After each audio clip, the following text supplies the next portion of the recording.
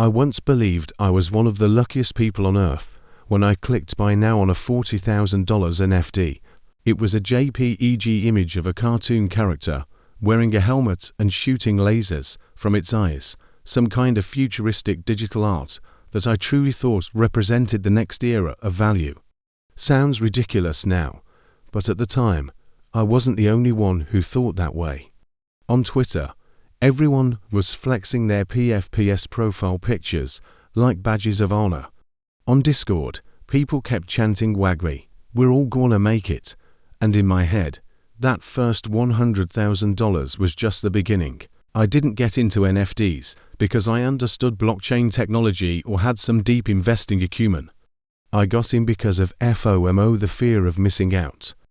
A college friend had posted his Bored Ape Yacht Club NFT, a goofy monkey in sunglasses, and said he made over $200,000 in just 3 months.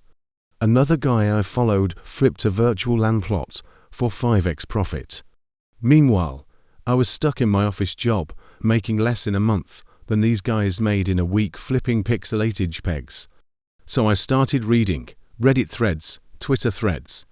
I joined NFT Discord servers. I followed everyone with .eth in their handle. A whole new world opened up and it was shiny as hell. At first, I planned to dip my toes in, a few $100. I minted an NFT from a random project, $300 including gas fees. Within 24 hours, someone bought it for $800. I still remember that high it felt like I had just hacked the system. I thought, wait, is making money really this easy? A few days later, I bought another NFT, flipped it for 2x. I posted screenshots on Instagram, called myself an early adopter, a WEB3 believer. People started calling me forward thinking. The validation felt great, but in hindsight, it was dangerous. I dove in deeper. I started staying up until 3 a.m. joining ARMA sessions, pretending to understand white papers that were just buzzword salads. I learned to look at roadmaps, check if deans were doxed, and figure out if a project had real utility. But honestly, I didn't know what any of that meant. If it had hype, I bought it. That's how I ended up spending $40,000 on an NFT from a collection called Rare Pixel Gods. It was a pixelated purple character holding a flaming sword, floating in a galaxy background. I stared at it like it was a modern-day Mona Lisa. I even made it my phone wallpaper, a reminder that I was on my way to financial freedom. When I hit purchase, my heart raced like I was betting my life. But the moment it went through, I felt powerful. I now owned one of the 333 rarest NFTs in the collection. I tweeted, "Just copped a Rare Pixel God. We're mooning, baby," likes rolled in. Someone retweeted with a "Congrats, legend." I felt like I was part of something elite, one of the few who got it. What I didn't realize was that the market had already started to rot. In the next few weeks, that NFT rose in value. Some of the others I held also jumped. $800 turned into $3,000. $2,000 into $7,000. I started calculating. My portfolio is at $85,000. Maybe $120K if I wait another week. I thought about putting a deposit down for a Tesla. I imagined a beach condo in Florida. I even planned to gift my parents a vacation. In my mind, it was all already mine, just had to hold a little longer, but I didn't sell. Then came the morning I woke up to a 30% drop across my portfolio. I thought it was a glitch, but no, it was the start of the NFT crash. Collections once praised as revolutionary were now being called cash grabs. The project I had dropped $40,000 into. Dead silent. The Discord server was quiet. Their Twitter hadn't posted in days. I listed my Rare Pixel God for $35,000, no interest. Dropped it to $25,000, still nothing. Then $10,000, just to cut losses. A random user messaged me, "Bro, even at 1K I wouldn't touch that rug. Sorry." I stared at the screen, numb, but I wasn't scared yet. I thought it was just a dip like crypto does, right? I clung to the copium in NFT Twitter, Just hold. Only paper hands sell at the bottom. Then came another week, another drop. My $5,000 NFT had a buy offer of $14. I tried listing the $40,000 one for $500, no takers. A friend messaged, "You still holding that laser JPEG?" I replied with a smiley emoji. I wanted to scream. The despair didn't come all at once, it trickled in, drop by drop, like a leaky faucet of regret. I stopped checking my wallet. I unfollowed the influencers I once worshipped. I questioned everything, my judgment, my intelligence, even the idea of value itself. I didn't want to hear Web3, decentralized, or community ever again. What used to excite me now made me sick, but worse was yet to come because I had to confront the real number I had lost ... and the consequences that started to bleed into my real life. The number stared back at me like a bad joke I couldn't laugh at anymore. $102,846. That was the total I had poured into NFTs over 6 months. Some of it came from my savings, some came from maxed out credit cards, and a terrifying chunk came from a personal loan I took out at 11.9% interest because I thought I'd pay it back next month after a few big flips. I remember telling myself, it's just a temporary float, everyone's doing it. This is how you scale up. Except no one told me that scaling up in a bubble means accelerating toward the blast zone. When I first started realizing the market was truly collapsing, not just correcting, I went through every stage of grief. Denial, check. I kept repeating NFT Twitter mantras, like this is the accumulation phase. Anger. Big check. I threw a chair, punched a wall, screamed into a pillow. Bargaining. Oh, I bargained. I lowered my listings. I offered bundle deals on OpenSea. I messaged people on Discord asking if they were still interested. Depression. That one stayed the longest. I didn't eat much. I stopped answering texts. I ghosted everyone. I even took sick days from work, just to lie in bed and refresh my portfolio, watching the floor prices slide into oblivion. One of the lowest moments came when I tried explaining what had happened to my dad. He's not a finance guy. He worked 38 years in construction, saved every penny. When I told him I lost over 100K on digital art, he didn't get angry. He just said, "Son, were you gambling?" I tried to explain NFTs, blockchains, utility. He nodded politely.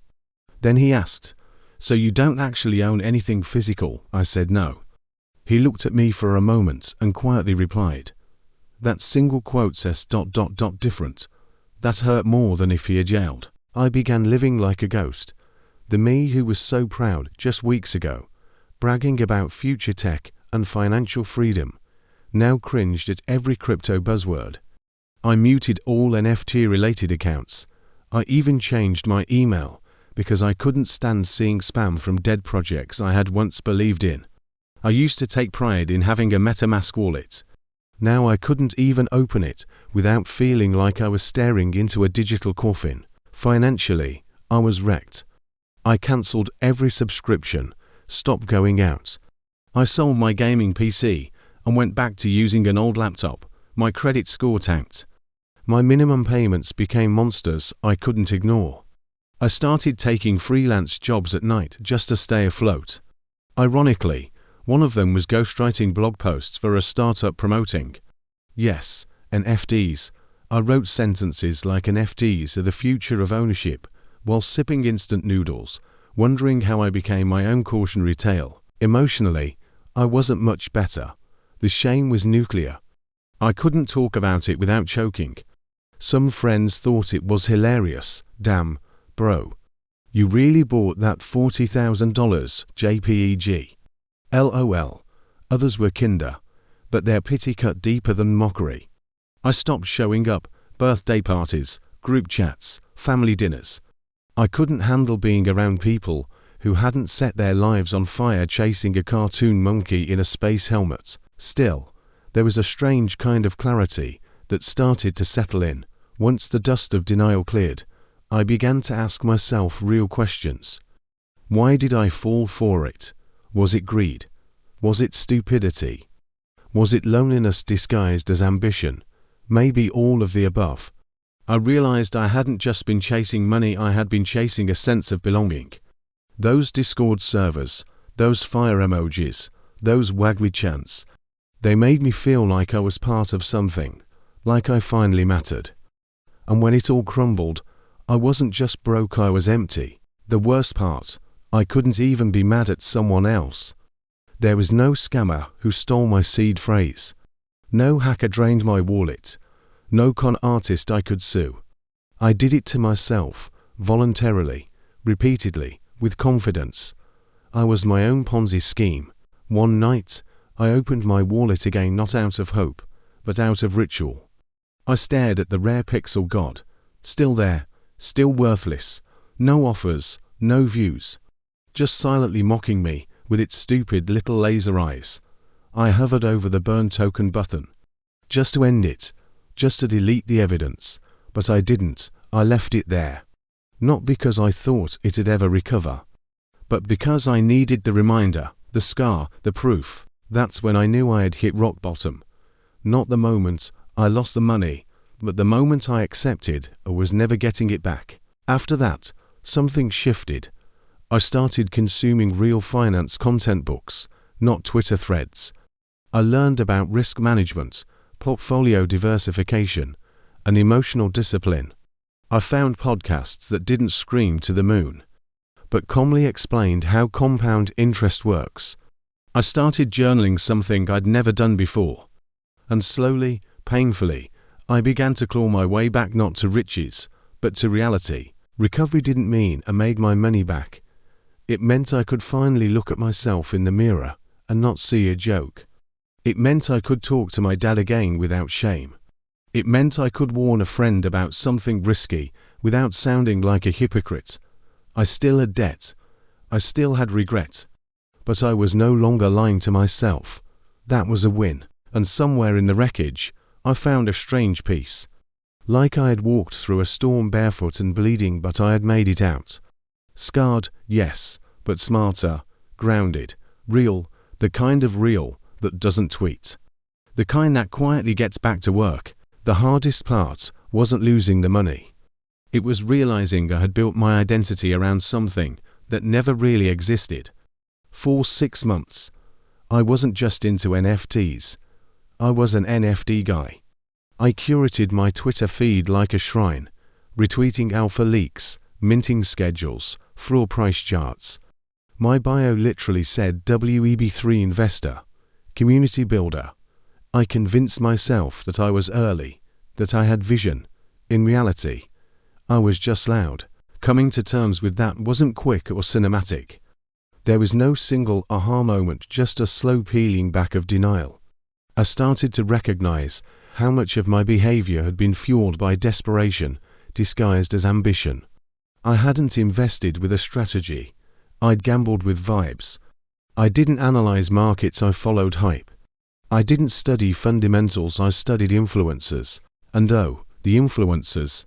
I had worshipped their every tweet. The ones who wore sunglasses indoors and said things like "this JPEG gonna 10x by Friday."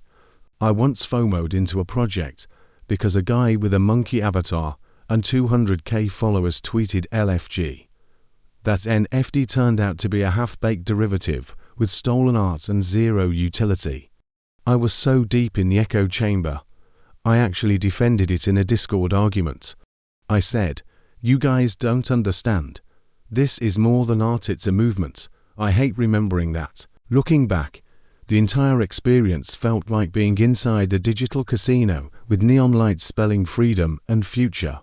There were no clocks, no windows, just endless noise convincing you that leaving now would be stupid, that staying just one more hand might change your life.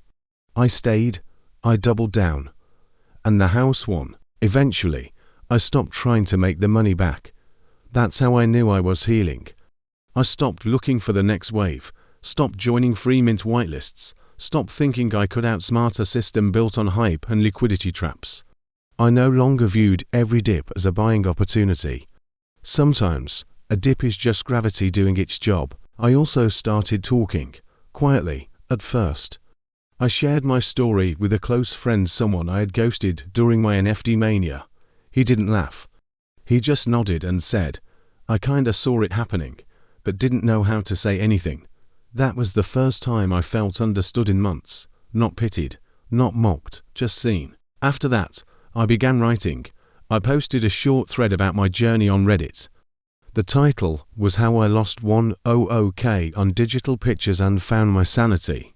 It blew up. Hundreds of comments, people thanking me for saying what they were too ashamed to say. Others shared their own horror stories, crypto scams, day trading disasters, meme coin wipeouts, misery. It turns out, love's not just company, but honesty. That thread led to a Medium article, then a podcast invite, then a small community of people who'd been burned and were rebuilding. No courses, no fake mentorships. Just people telling the truth about what happened to them in the blur of euphoria, greed, and regret. I wasn't an expert, but I had lived through it. And for some folks, that was enough. Of course, the story doesn't end with redemption. I didn't magically pay off my debt in one lucky trade. I worked, a lot. I took on gigs I never would have considered before. Data entry, editing transcripts, managing someone's Shopify store. It wasn't glamorous, but it was real, and real, I learned, is better than flashy. Today, I still own that one NFT, the $40,000 JPEG. It sits in my wallet, unsellable, unviewed by anyone but me. Sometimes I look at it when I'm tempted to chase a quick buck. It reminds me of the difference between risk and recklessness, between belief and blind faith, between chasing wealth and building it. I've also learned to laugh about it, kind of. Like, yeah, I spent more money on a pixelated cartoon than most people spend on a car. Yeah, I thought a Discord chatroom with frog memes was my ticket to early retirement. Yeah, I thought I was smart because I bought early. But being early doesn't matter if you don't know when to leave. People ask me now if I still believe in NFTs. My answer: I believe in technology. I believe in innovation. But I no longer believe in narratives that skip over risk, nuance, or patience. I don't hate NFTs. I just understand them now for what they really are, not what I wanted them to be. If someone reading this is on the edge, tempted to drop their rent money on the next blue chip drop, hoping to flip into freedom, my advice is simple: stop, breathe, ask yourself what you're really chasing. Is it money, validation, escape? If you can't answer, you're not investing, you're gambling. I lost $100,000 chasing a JPEG dream. But in that loss, I gained something I never expected: a filter. For hype, for promises, for my own impulses. And sometimes, when I'm honest with myself, that filter feels worth even more than the money I burned. I just wish it hadn't cost me so damn much to learn.